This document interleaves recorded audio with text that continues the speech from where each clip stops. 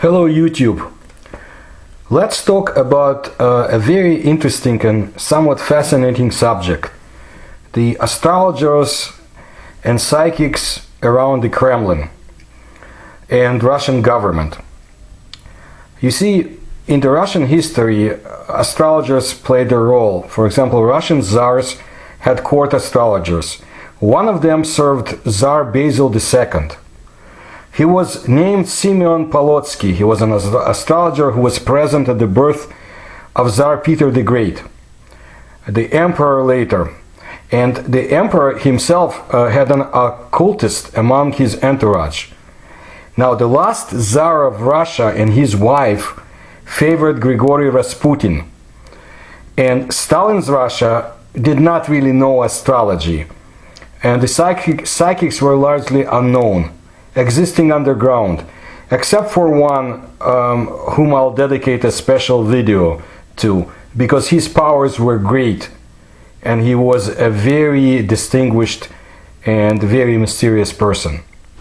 But in the 1930s, Stalin had purged the KGB of those who had researched the paranormal, and a number of the security service officials, such as Gleb Boki, were executed or sent to the concentration camps.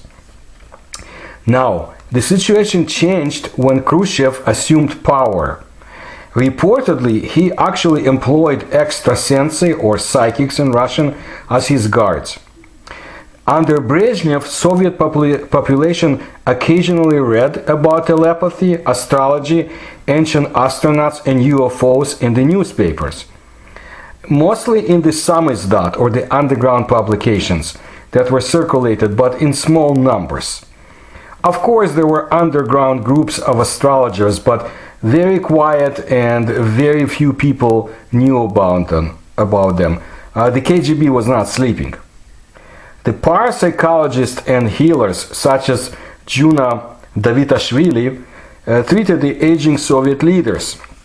Andropov, former head of the KGB and then Soviet leader, was very much interested in the UFO research, and a controversial Russian astrologer, Count Sergei Vronsky, claimed that he met some Soviet leaders while living in the USSR. Vronsky had a very interesting biography, and it deserves a special video, so we won't go into that today.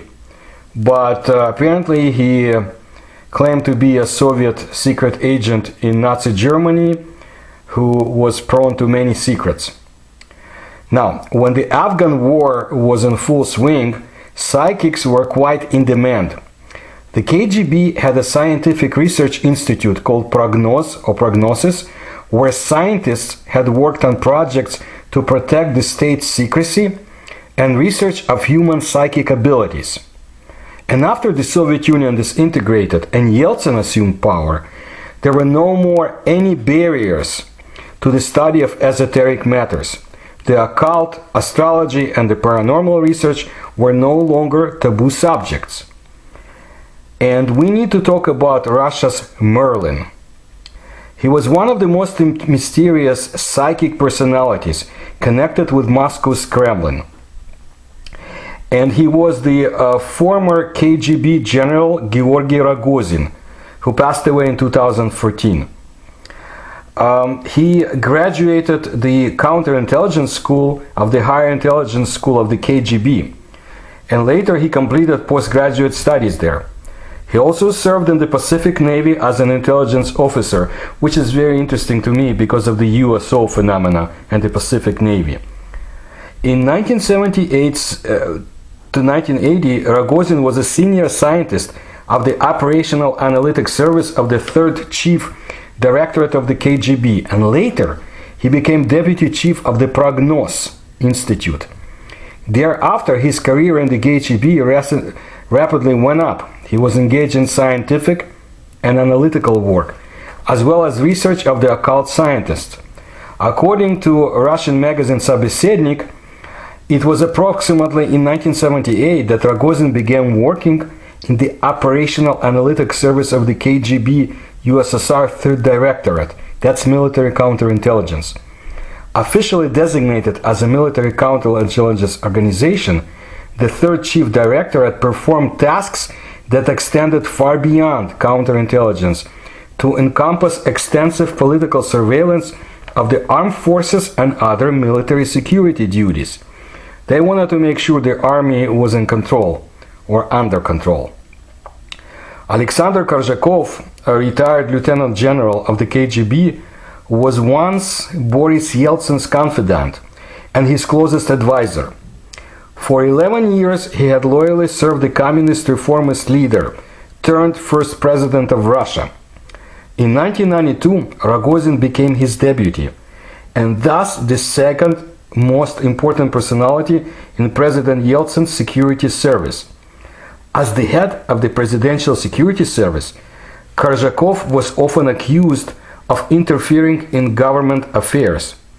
The powerful service gathered evidence on high government officials engaged in corruption and other crimes. It is possible to understand from a number of interviews that Major General Rogozin was directly responsible for astrology and occult sciences in President Yeltsin's security service. There have been numerous rumors in Russia about a man nicknamed Merlin by his colleagues. It was said that he could read people's thoughts and possessed telekinetic powers. He could move heavy tables using his mind. That is causation by mental processes. The general, others said, claimed to have the power to travel back in time via immersion and predict the future. Rogozin discussed the influence of Sun, Mercury, and other luminaries on political leaders. He also supplied Yeltsin with horoscopes and created positive energy field around Russia's president. Rogozin sought out psychics and mind readers throughout Russia. They were going to all over the former Soviet Union looking for such people. According to the former KGB officer and a consultant to the modern Russia security service FSB, Yuri Malinin, according to him, President Boris Yeltsin maintained a department of psychic security to protect himself from outside psychological influence and control. The need to protect Yeltsin came up when a listening device was found in the government building. However, it was determined that this was no microphone, but a directed antenna installed there to generate psychological influence on Russia's president. General Major Ratnikov, who the first deputy director of Main Directorate of Defense of Russian Federation in the early 1990s, saw the antenna and knew how it worked, but didn't know who had operated the device. He and Korzhakov had tested similar devices in Afghanistan. In 1991, the antenna disappeared from Yeltsin's office. Malinin claimed that Yeltsin's guards and security personnel closely protected him from magical foes or enemies, as well as devices that could influence his health. Over 20 Russian scientific institutions had researched and built such devices. The programs for their creation and coordination began in the late 1980s and were headed by former intelligence high-ranking officers. Furthermore, Malinin claimed in another interview in 2007, he searched all over Russia for most capable psychics and was able to find 10 powerful people who had protected Yeltsin. They had projected energy into the president from distance, maintained his weakening health, and warded off the evil, but they had never come into contact with the president. Rogozin mentioned that Malinin had collected information about scientific developments in the area of psi technologies and rapidly growing ranks of psychics in Russia. But the general did not know how Malinin used his findings. Ratnikov said that he and Rogozin analyzed threats to Yeltsin arising from magnetic storms and similar natural developments. While Rogozin did see Yeltsin's horoscopes, the president was never shown such horoscopes. They were used for planning purposes. But there were no fortune tellers around Yeltsin. And many of those psychics who now claim they protected the president were actually never introduced to him. At the time, psychic devices were in fashion in Russia's murky political scene, and there existed specific price lists for such devices. Russian politicians paid money for the ESP protection, as well as means to charm population of various towns for the election, so they would vote for them. Rogozin revealed much about himself in an interview that he gave to a Russian reporter back in 1999. He admitted that his team of experts had immersed into the past during their experiments, as far, he said, as 135,000 years ago. They visited Central Asia and the cave people of the period. This was done using self-hypnosis techniques. He also said that it was possible to look into the future and that Russia in the year 2012 would be a more stable place. Well, if you can compare it to 1999. But Rogozin would not provide prognosis about the near future, and he cited ethical reasons for that. However, the general claimed that his team knew in details via computer results that on June 20, 1996, Korzhakov and the rest of the security service would be gone, purged by Yeltsin after Korzhakov challenged Russia's Prime Minister Chubais. Rogozin revealed the best secret agents are those that are born in the year of the monkey. He mentioned that he did not have to be close to Yeltsin because the general possessed psychological techniques to influence a human person from distance. Such techniques, he revealed, were in the possession of Mayan Indians, the Aztecs, and some African tribes, as well as ancient Russians. To preclude association attempts, emotional breakdowns among the Kremlin guards and others who had provided security, as well as other factors that could affect the president, Rogozin's team paid main attention to those around Yeltsin. They used astrology, soft hypnosis, and Gestalt therapy in their arsenal. This helped relieve the stress of the security personnel. After Rogozin lost his position in the Kremlin, he became a consultant for strategic planning for several Russian banks, and later engaged in the PR consulting for the Economic Security Agency at the Trade Industrial Chamber of the Russian Federation. In 2008, the former Major General of the KGB was a member of the Anti-Corruption Subcommittee of the Russia's Public Chamber. He himself had a PhD of jurisprudence. Legends and rumors surrounding Rogozin's 4 years tenure in the Kremlin have not as yet subsided, even today. Meanwhile, the former KGB general also headed the Institute of Experimental Psychology, located in one of the buildings of Russia's Ministry of Energy. It is not clear whether he was the creator of the institute, or, as some sources indicate, that it was actually the Soviet leader Leonid Brezhnev who ordered that be done. According to one Russian reporter who had interviewed Rogozin in 2003, he did not look like a wizard. And Rogozin denied that he practiced astrology, but did confirm his passion for the occult matters. Specifically, the general was interested in ancient Asian knowledge pertaining to control over human beings and the application of such knowledge in modern times. Considered as dark science in Russia, the results obtained from ancient knowledge were positive. As long as Rogozin's people were close to Yeltsin, the president suffered no failures. They also used sleepers, or those who can see the future in their sleep, which is a state of soft hypnosis. Currently, the last time Rogozin and his people worked with people who possess phenomenal powers, those who can read human thoughts from distance, those who can see through wall. This was one of the last projects that he was engaged in, as far as we know, through Russian open sources. Rogozin claimed that President Putin, whose sign is the dragon, will rule Russia at least until 2012.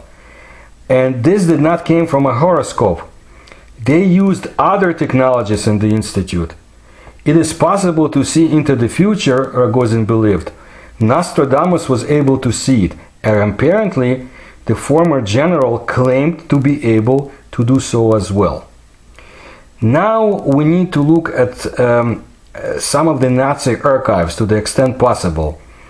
A journalist in Russia by the name of Bogdanov published an article about the secret SS archives in the Rossiyskaya Gazeta back in 2003. A secret conference of astrologers and clairvoyants of the Third Reich took place in the Wartburg Castle to discuss Germany's future. The conference was held on the initiative of Joseph Goebbels. There were 12 active participants. An SS unit and a special group of Gestapo's radio and radio technical technicians served as the guards at the conference. They possessed state-of-the-art means for interception, and the Reichsminister Joseph Goebbels could hear everything that professional magicians of Germany had to say at the conference. Unfortunately, no records of the conference and its participants exist today any longer. Recent discoveries made by those who research World War II and the Third Reich's history raised questions whether it was possible that some materials from the secret conference of magicians in 1938 became available to the Allies. American forces seized Thuringen in April 1945, and Soviet troops entered the area in the fall. It is possible that the Americans had enough time to question the local population and study the labyrinths of the Wartburg Castle. It is known in Russia that the Soviet army took a unique device as a trophy. It was a coronagraph made by order of Hitler. The device was made not for investigation of solar activity, but for military and political astrological forecasts. The device was out of order, and when the Soviet engineers repaired it, the device was sent to an observatory near the Russian city of Kislovodsk. But Bogdanov did not know why. He also mentioned that unnamed sources, or people who would know, told him that the KGB General Rogozin had used the captured SS archives of the occult sciences. And here is another fascinating historical detail about the Nazi archives.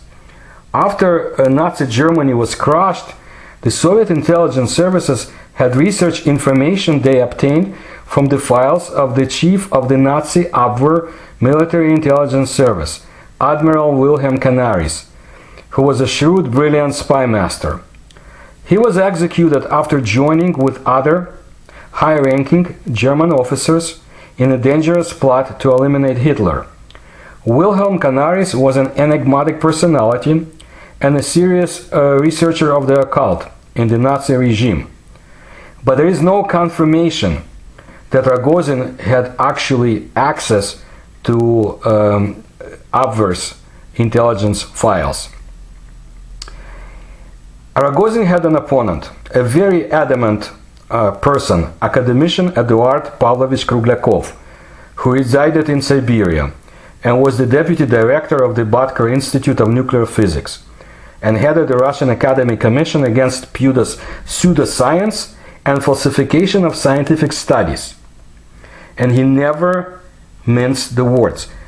He has tremendous knowledge of the subject issue, and he talked to a number of Russian newspapers.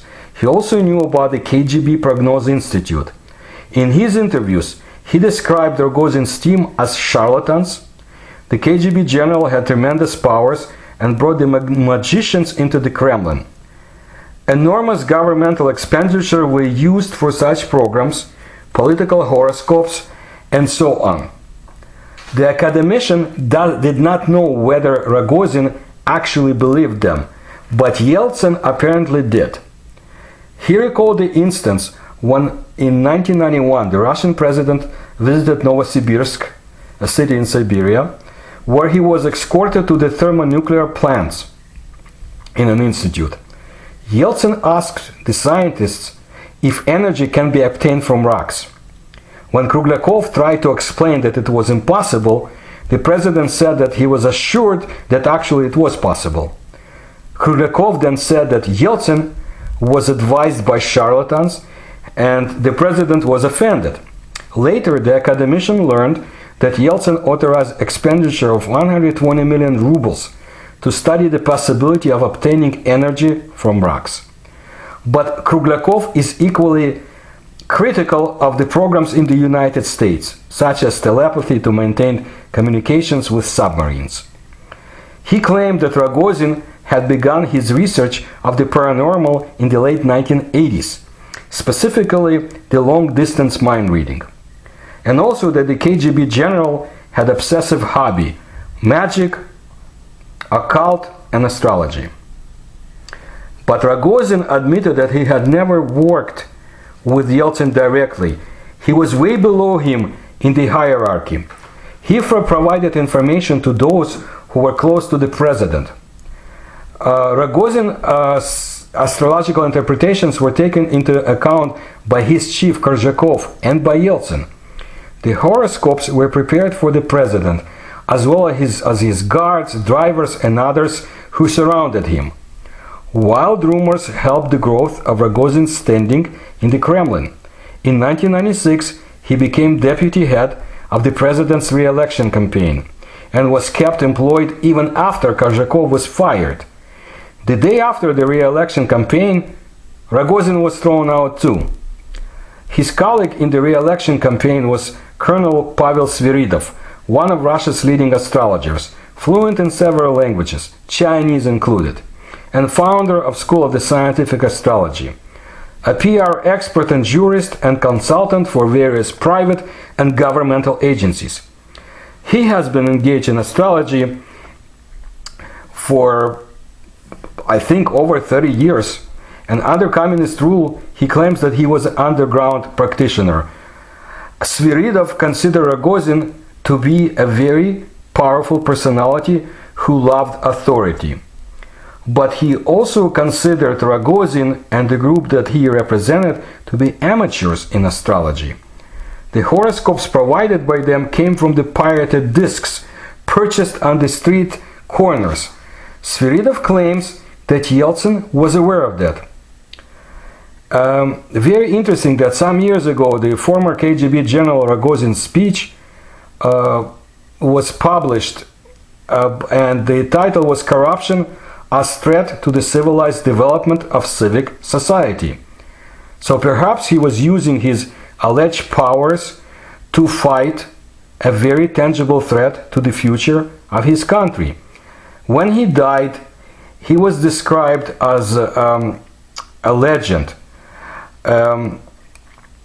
somebody who sees the future, a very unique Russian officer, an intelligent person who was actually at the very foundation of the birth of the new Russian social democracy and the ideas for its development.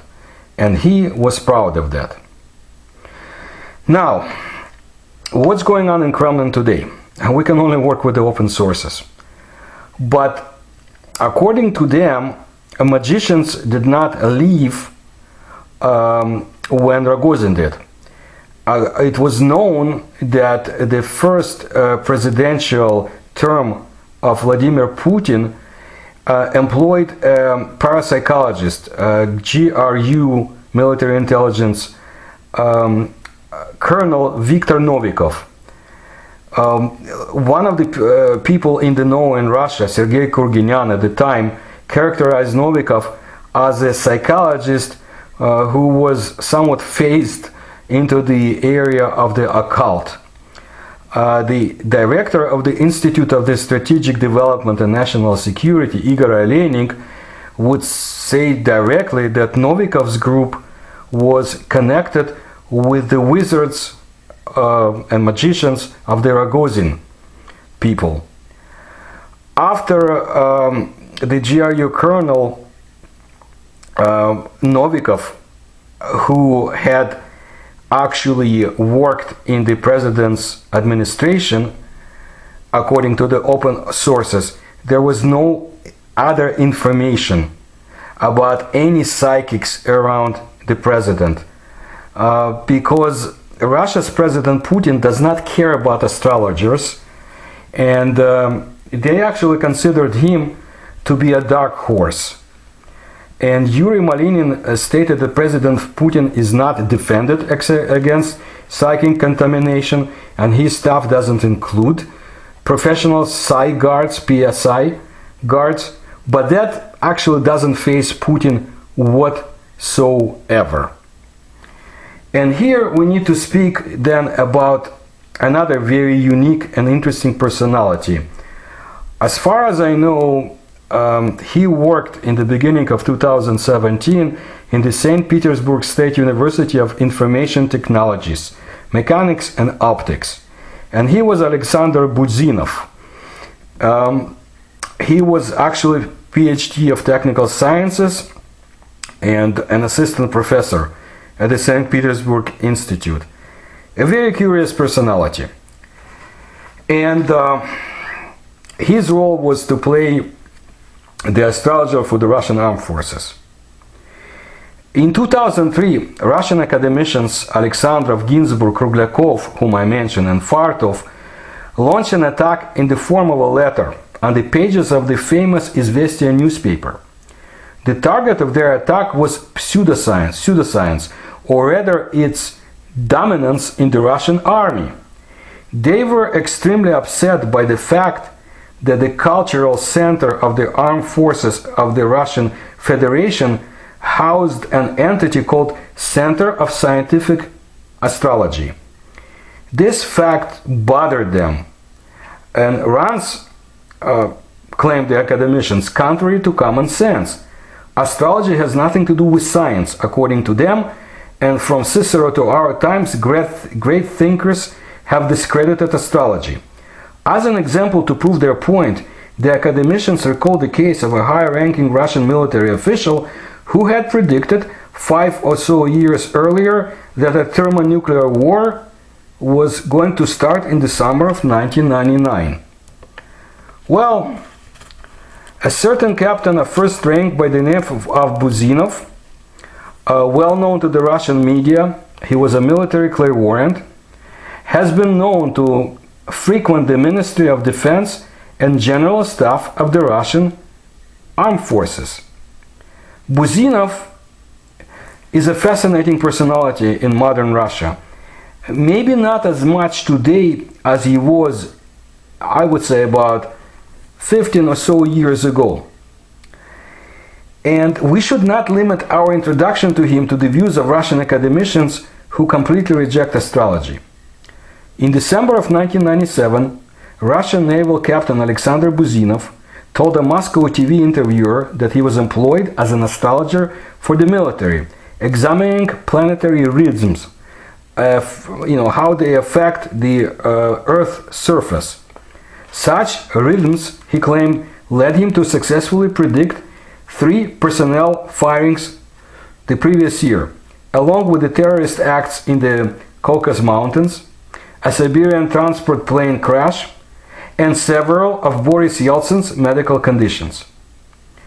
The same year, the Russian Navy was anxiously trying to torpedo a report by newspaper Pravda that suggested that the Department of Ministry of Defense received regular predictions from an astrology team. Buzinov, who the newspaper said headed the astrology unit, claimed his work was aimed at providing predictions rather than trying to avert catastrophe. A Russian Navy spokesman assured the media that the captain's duties had nothing to do with astrology, but he did admit that astrology was Buzinov's hobby. In 1998, Buzinov boasted to a British newspaper that Russian military astrologers were bucking the trend of decline in the Russian military establishment. He claimed that Russian astrologers was superior to their American and Japanese counterparts, and insisted that they were able to predict the time and place of disasters, assassinations, and military incidents with great accuracy. In January 2002, in an interview with Pravda, Buzynov revealed a few details about himself. He was the supervisor of the Laboratory for Space and Astrological Forecasts of the Russian Defense Ministry, and he did make a series of correct predictions. The sinking of the Estonia ferry boat, the acts of terrorism in the town of Budyanovsk, the scandal with the Russian NTV television network, Yeltsin's early resignation, and events of September 11, 2001 in the United States. According to him, Buzynov also predicted several natural disasters, man-caused catastrophes, breakdowns, and other states of emergency. Buzynov graduated from a naval electronics college and served his country in the Soviet Northern Territories and later in Angola. In Angola, a fellow officer introduced him to astrology. Coming back to the disintegrating Soviet Union, Buzynov enrolled in the Academy of Astrology. And after he became supervisor of the Defense Ministry Astrology Laboratory, Buzynov accurately predicted the explosion of warehouses in Vladivostok, the collision of submarines, and the withdrawal of Russian troops from Yemen. He also predicted that Putin would become the president of Russia. Buzynov underwent many tests and scientific probes. Later he worked in the Scientific Research Institute of the Russian Air Force and made many more forecasts. Buzynov's rate of accurate predictions was considered to be impressive. How was he able to see the future? His explanation is as follows. The rhythm of human life is determined by the interaction of the space and physical factors of his birth with the solar activity, solar and lunar cycles, and the movement of the planets. At the same time, two people born in the same place can have totally different lives because they have different parents. That is why Buzynov and his colleagues use so-called rhythm-driving factors in their forecasts. They forecasted a complex of the influences on a human being, the technological influence, the influence of the region, and the possibility of the worst-case situations to happen. His theory in Russian is known as Локальный геофизический резонанс, or LGR. According to his fierce opponents, the above-mentioned academicians, Buzynov and his scientific colleague Sinyakov have a number of supporters among Russia's top government officials.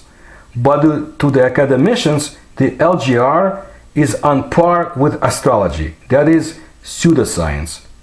The Russian Ministry of Nuclear Power had used Buzynov's services, and Buzynov and his colleagues were studying the situation at all Russian nuclear power plants, per the request from the ministry. And they also warned them about a possible danger on one of the nuclear plants. The ministry took adequate security measures.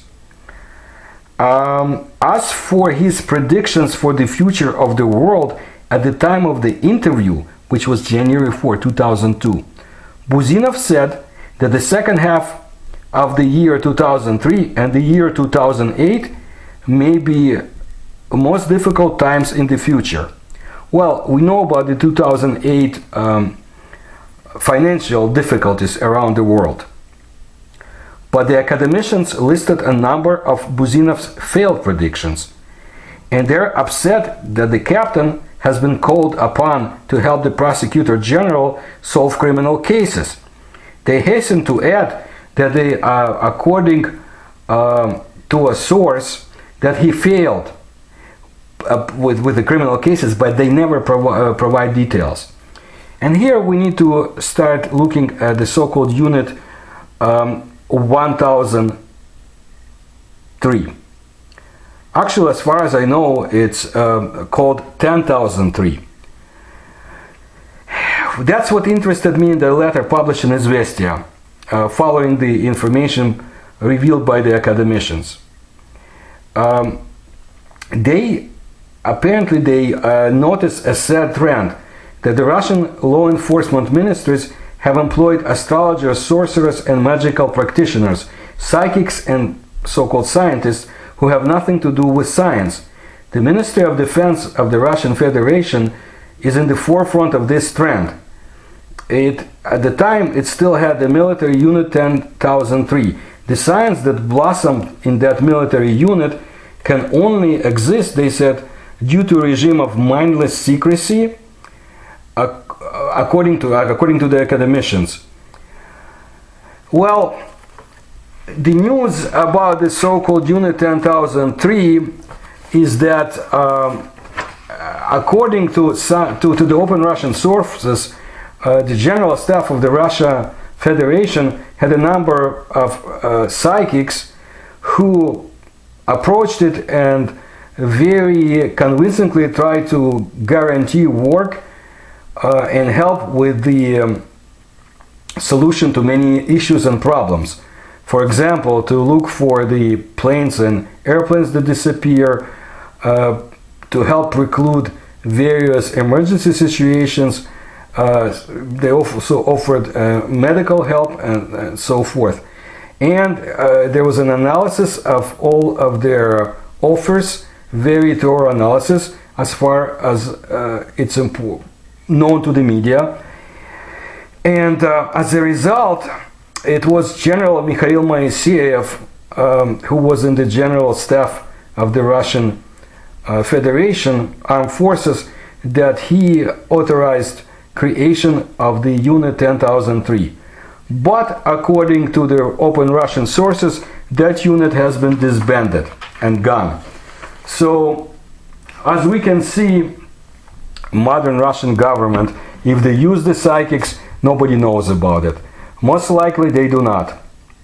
But Russia has had a tremendous and very interesting history with psychic research, and in the future I will tell you about one of the most interesting and fascinating personality in the Russian history, who played a significant role and whose mind powers were incomparable to those around him. If you like my videos, please subscribe. Thank you.